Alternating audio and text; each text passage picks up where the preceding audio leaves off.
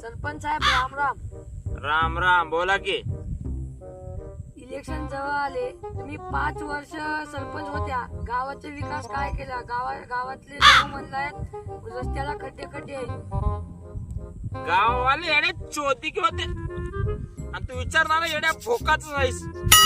अरे गावला रस्ता आहे तिथं खड्डेच नाही. मी आता आलो. तुम्ही बघलो खड्डे होते. कसात बसून आला असतो? मी ऑटोत बसून आलो. अरे येड्या चोतीच्या तिथं चुकला असतो.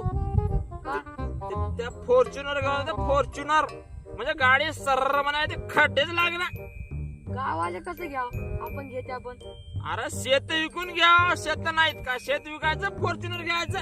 गावाले काय गाव? गावाला काय खाव? शेत टोपडून खाव. मला काय घ्यायचं?